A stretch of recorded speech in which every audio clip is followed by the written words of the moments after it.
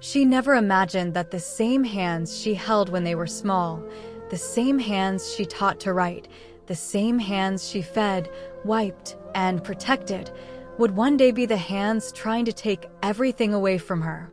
Not strangers, not distant relatives, her own children, her own blood. But that's how life surprises you.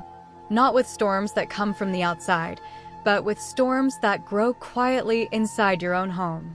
Her name was Sarah, a soft-hearted woman who spent 40 years working 2 jobs, skipping things she loved, delaying medical checkups she needed, wearing the same winter coat for 8 straight years because her children needed new school uniforms, because they needed bus fare, because they needed books, because they needed everything she could give. Her husband had left early in their marriage, not through death, through choice. She tried not to hate him for it, but deep down she always felt that she had been abandoned twice, once as a wife and once as a woman. But she decided she would never let her children feel that same abandonment. So she became both mother and father, the protector, the provider, the one who sacrificed. She thought that love was enough. She thought giving everything was enough.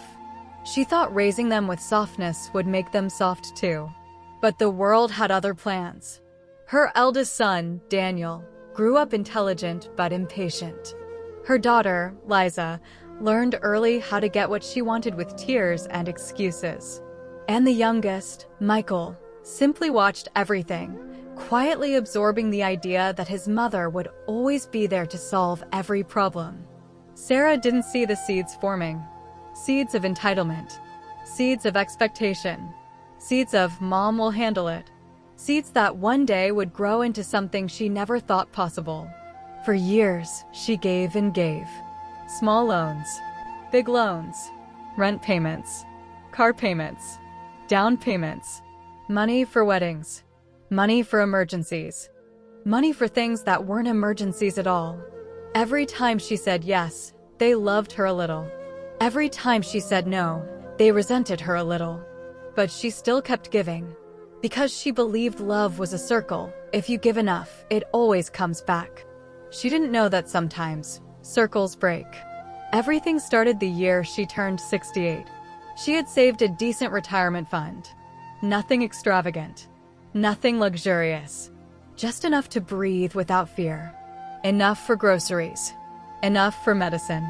Enough for maybe one peaceful vacation every 2 years. Enough to allow her to live without depending on anyone. Her children knew she had savings. They had always known. They had always counted on it. But that year, something inside Sarah changed. She didn't become weak. She became wise. She realized she was entering a stage of life where peace was no longer a luxury, it was a necessity. She wanted calm mornings, warm tea, slow afternoons, books she never had time to read, places she never had time to visit. She wanted to live for herself for once. So she said no. Not loudly, not angrily, just softly. No, Daniel, I can't pay your business loan this time. No, Liza, I can't fund your renovation. No, Michael, I can't cover your credit card debt again. 3 simple no's. 3 small boundaries. 3 lightning strikes that shook her entire family. At first, they were confused, then surprised, then irritated, then angry. Daniel accused her of favoritism. Liza accused her of being selfish. Michael stayed silent, but silent in a way that was colder than anger. Sarah tried to explain, but no one listened. She tried to speak gently, but they didn't hear gentleness. They only heard the word no. And for people who had become used to taking, no felt like betrayal. Her children sat together without her, discussing her life like she was a problem instead of a person. She's getting old, Liza said. She's forgetting things, Daniel added. She might not be able to manage her finances anymore, Michael mumbled.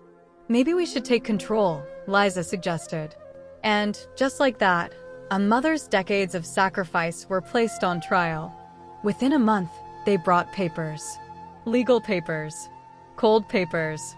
Words printed in black ink that claimed their mother was mentally unfit to manage her own money, her own life.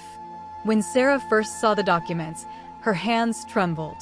Not from fear, not from shock, but from heartbreak so deep it almost felt physical. She looked at her children's signatures. 3 signatures. 3 betrayals.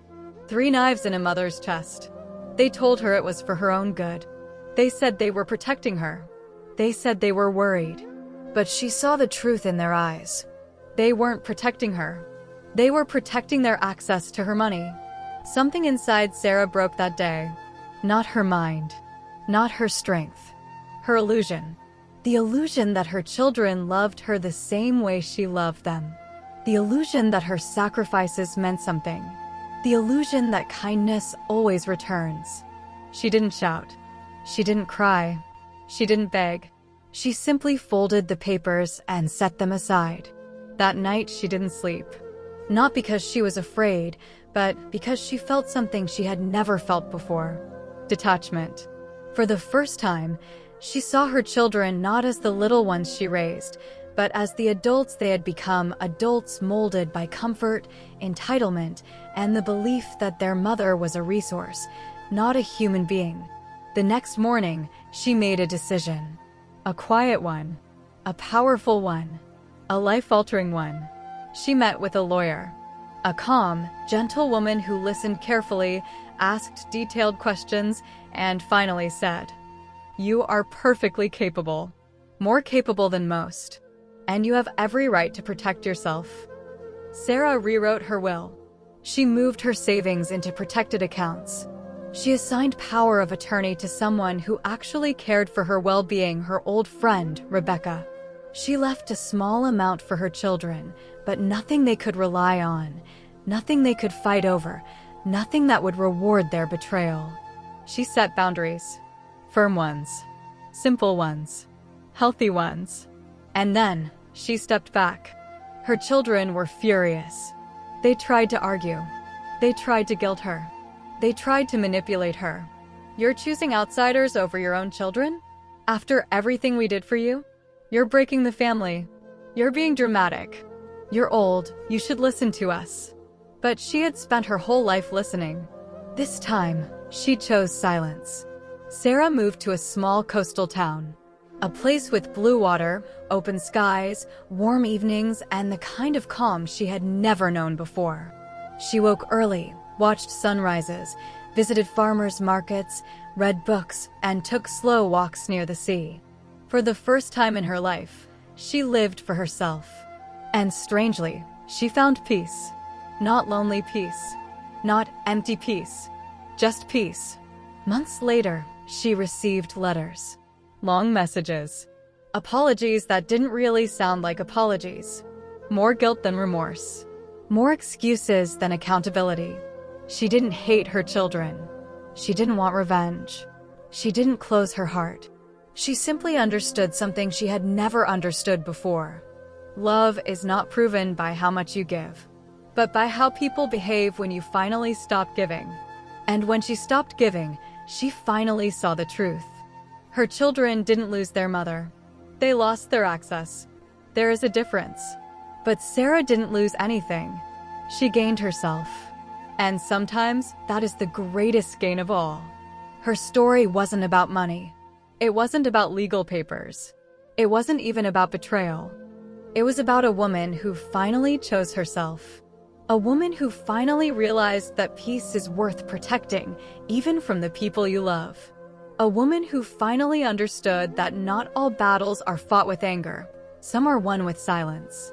A woman who finally lived the life she deserved, a life that was hers, not borrowed, not drained, not controlled.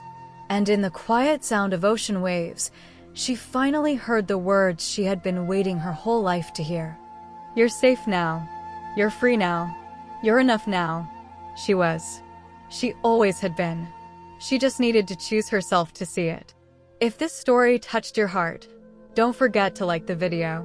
Subscribe for more stories that speak to the soul. And share this with someone who needs to hear it today.